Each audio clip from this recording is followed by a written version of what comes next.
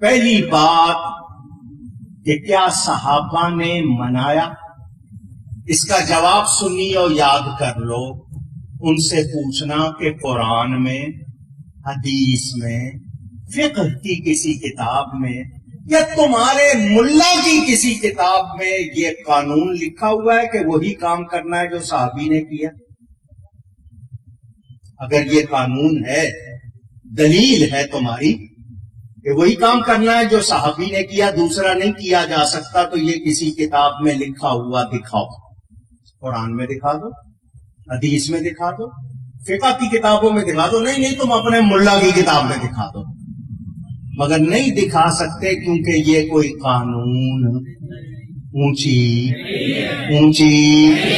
تو جب یہ قانون یا دلیل نہیں ہے تو میلاد کے موقع پر پیش کرنے کی ضرورت کیوں آئی؟ کیا صحابہ نے حج کے سوا کوئی اجتماع کیا؟ پوچھ رہا ہوں، رائے گنج میں، مرید کے میں، کہیں اور حج کے سوا کوئی اجتماع کیا؟ سیرت النبی کے جلسے کیے؟ یہ جس طرح تم لوگوں نے مدرسے بنائے ہوئے، اس طرح کے مدرسے صحابہ نے بنائے؟ حدیث کی کتابیں اس طرح، فقہ کی کتابیں ان میں باب لگے ہوئے، یہ صحابہ نے کیے؟ قرآن کریم جس طرح آج چھپا ہوا رنگین کاغذ پر، چکنے کاغذ پر ملتا ہے، کیا صحابہ کے زمانے میں ایسا تھا؟ اس پہ زیر زبریں تھیں، رکوع لگے ہوئے تھے؟ یہ سارے کام صحابیوں نے نہیں کیے۔ دستار بندی کے جلسے، ختم بخاری، ریلی نکالنا، یہ صحابیوں نے کیے۔ اپنے دارالعلوم کا 100 سالہ اور 20 سال کے بعد 150 سالہ جشن منانا، گنتی بھی نہیں آتی۔ 1980 میں 100 سالہ اور 20 سال کے بعد 150 سالہ جس وقت بنایا تھا، میں نے فوراً ان کا گھیراؤ کیا، فوراً میں نے حقائق نامہ دارالعلوم دیوبند لکھا، فوراً پیش کیا۔ اس کے اگلے سال لکھا ہوا 135 سالہ، کچھ پہلے 150 منا چکے ہو، نیچے آئے ہو یا؟ اچھا، مجھے بہت خوشی ہوئی جب انہوں نے 100 سالہ جشن منایا، تو مجھے بہت خوشی ہوئی۔ لوگ کہنے لگے کیوں خوش ہو رہا ہے؟ میں نے کہا 2 وجہ ہے۔ ایک تو یہ کہ انہوں نے جشن منایا، پتہ چلا جشن منانا جائز ہے، اگر ناجائز ہوتا تو یہ مناتے نہیں۔ فرق یہ ہے کہ یہ اپنے مدرسے کا جشن منا رہے ہیں، ہم نبی کا جشن منا رہے ہیں۔ ایک بات۔ دوسری بات خوشی کی یہ کہ انہوں نے اپنی عمر بتا دی کہ 100 سال ہے، اس سے پہلے یہ لوگ نہیں تھے۔ ہم تو 1400 سال سے چلے آ رہے ہیں۔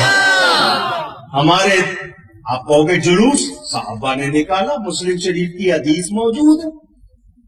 اچھا، یہ کہتے ہیں جی تاریخ وفات 12 ہے، تاریخ ولادت 9 ہے۔ میں نے کہا منظور، آؤ تم ہمیں فتویٰ لکھ کے دے دو کہ 9 تاریخ کو منایا کرو، یا یہ فتویٰ لکھ کے دے دو کہ 9 تاریخ کو منائیں گے تو اس کو ناجائز نہیں کہیں گے۔ اچھا چلو، تمہارے نزدیک 9 تاریخ ہے، تم 9 کو منانا شروع کر دو۔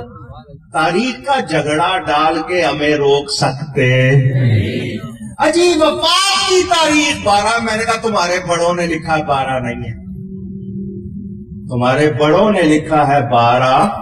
میری کتاب اسلام کی پہلی عید موجود ہے، وہ پڑھ لینا۔ تھانوی نے اپنی 3 کتابوں میں یا 4 کتابوں میں لکھا ہے کہ وفات کی تاریخ 12۔ نشر الطیب میں لکھا، فتاوی امدادیہ میں لکھا، حفاظات یومیہ میں لکھا، ابوالکلام آزاد نے لکھا، شبلی نعمانی نے سیرت النبی میں 3 صفحے جدول بنائی، ثابت کیا کہ 12 تاریخ وفات کی۔ میں نے اپنے گھر میں طے کر لو، ہم سے بعد میں لڑنا۔ زندہ باد، کہتے ہیں وہ وفات کی تاریخ ہے، تم نبی کا جشن مناتے ہو وفات کے موقع پر، کیا تمہیں وفات کی خوشی ہے؟ میں نے کہا ایسا جواب دوں گا دانت کھٹے ہو جائیں گے۔ کیا جواب ہے؟ وفات کا جشن وہ منائیں جس کے مر گئے، میرا نبی تو زندہ ہے۔ اور حیاتی مماتی تو ان میں بھی ہے، آپ کو شاید پتا نہیں ہے، ان میں بھی حیاتی مماتی، جو حیاتی ہیں وہ مماتی کو کافر کہتے ہیں، جو مماتی ہیں وہ حیاتی کو، ان میں بھی ہیں، آپ کو پتا نہیں ہے۔ ہاں یہ بڑا مسئلہ ہے، ہم بھید جانتے نا، اسی لیے ہمارے پاس آتے سنی کو پکڑتے، سیدھے سادے سنی کو۔ ادھر دیکھنا 12 تاریخ وفات کی تھی، حضرت فاطمہ رو رہی تھی، صحابہ کا غم سے برا حال تھا، تو نے قمقمے لگائے، وہ سادہ آدمی ڈر جاتا ہے، بیچارے کو پتا ہمت ہے تو میرے سامنے آنا، ماں کا دودھ پیا ہے۔